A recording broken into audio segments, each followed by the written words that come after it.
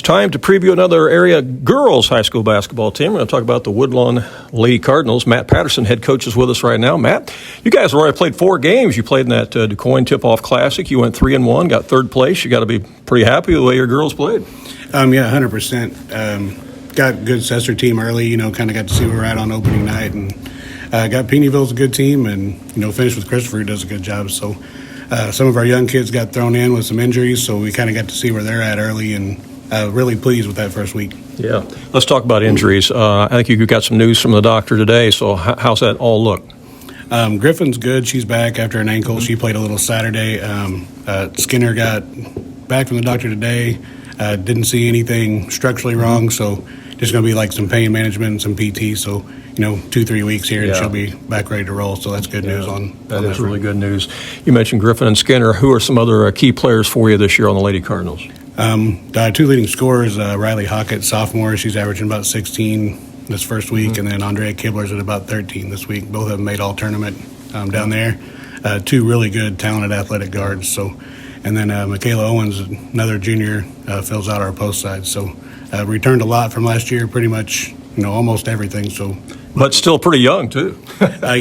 Super young. We don't have a senior on the roster. So we're looking to take that next step. We won 18 last year, and looking to maybe take that next step this year. So. Yeah, you mentioned you won 18 last year. I was looking at some of the yearly stats before we sat down, and I think this is your 13th year here leading the Lady Cardinals basketball program. I think you've had winning seasons 7 years in a row, and that's hard to do at the 1A level because again, you're talking about enrollment of 173 students, and to maintain that consistency and have a winning record against your schedule for 7 straight years is pretty impressive, man.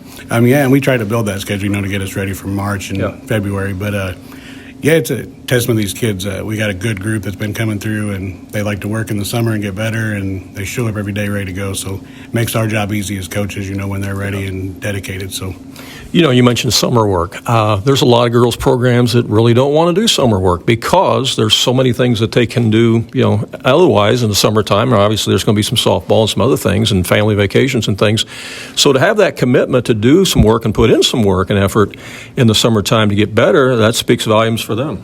Yeah, and we've done a good job working with the volleyball coach here, Coach Lomchick. We try to kind of separate our summer. That way we're not having them do multiple things. So we try to go 1 month, and we'll do 2-3 camps and play some games, and then, we give them some stuff to do on their own the rest of the summer. So we try not to occupy too much time, but they put the time in. So you make a good point there. You're talking about working with a volleyball program. A lot of these girls on your basketball team not only also play volleyball, a lot of them are some of your softball athletes too, aren't they? Yeah, correct. Well, we battle around, summer travel softball tournaments and volleyball, club volleyball, in the winter and stuff like that. But we try to make it, kind of precise and quick, and get their work in, and then let them go do their other stuff too. So I think that helps build the program as well, numbers wise. You mentioned competition and how you like to try to beef up your schedule each year. You're in that Mary Mule tournament coming up again during Christmas, and that's a competitive tournament because you're going to see a lot of 2A teams in that tournament, aren't you? Yeah, Fairfield and Newton are both really good. I think Newton won 22, 23 games last year, played in a sectional, I believe. Edwards County was a 1A super sectional team, and then Fairfield's always good, 20 wins pretty much year in, year out. So West Frankfort's down there, Mount Vernon, Indiana, so good competition in a couple days down there, and we'll see where we're at on that one, too. Got to see where we're at in the midway point.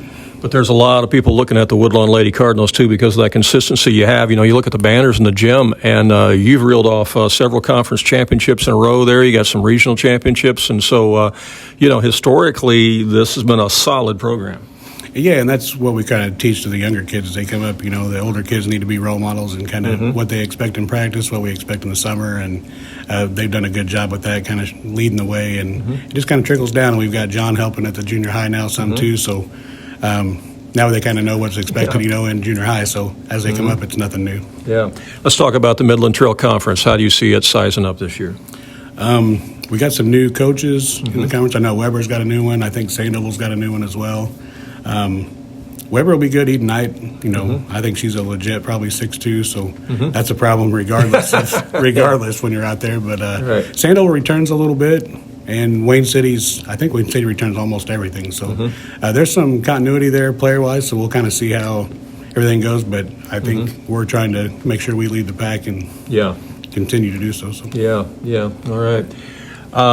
In addition to the Midland Trail Conference tournament, like I said, you got that Mary Mule tournament. You've played in the DuQuoin tournament. Are any other tweaks to your schedule this year, or any shootouts or anything that you're involved in? No shootouts, but we did add Harrisburg. We go down. We go down there in a couple weeks. Oh, wow. And play them. We added Carterville. We go there in Wow. December, and we still got Altamont in January. Which is always a good program. So Hamco's still on there late in the year, and Carmi. So. Yeah, it's still loaded up, and we added a couple more pieces this year. Wow, yeah. Well, adding Harrisburg and Carterville, I mean, that's two legit programs that you're adding for sure. Yeah, definitely. I know Jake from Harrisburg real well from softball times, so we put that together this summer, and he knew we returned a lot, and I knew they did, so we thought it'd be a really good 2-game series to pick up here in the next couple of years. I know I've talked about it with the boys' coaches, but I'm pretty sure it's true with the girls' coaches too, that this will be the final year of the Midland Trail Conference tournament. Isn't that right? Yeah, that is correct. It will be the last one in every sport. Yeah. So we've won 6 in a row there, so we kind of want to hang on to that and get the last one before they get out of them. But I think we are switching to we play everybody twice next year, conference game wise, instead of having the tournament. So, and I think I've heard Grayville might have started a high school girls team this year for the first time. So wow. So the schedule we're kind of looking, and trying to juggle, make sure we're got everything covered. But we want to get that 7th one for sure. Yeah, but that's also going to free you up without the Midland Trail Conference tournament after this year, starting next year. That's going to free you up to either be in another tournament or join some other shootouts or something like that, won't it? Yeah, 100%. We've kind of looked around for a couple shootouts here with some of our kids we got are looking to play next level type stuff, and then you start winning some games. That's when you get invited. So we'd like to have that leeway in there. If somebody does call, we'd like to be able to say yes and make sure we get there. Sure. Well, Matt, you're off to a good start, 3-1. Keep it rolling. We appreciate the visit and best of luck the rest of the way. All right, I appreciate it. See you guys around this winter. You bet. Thank you.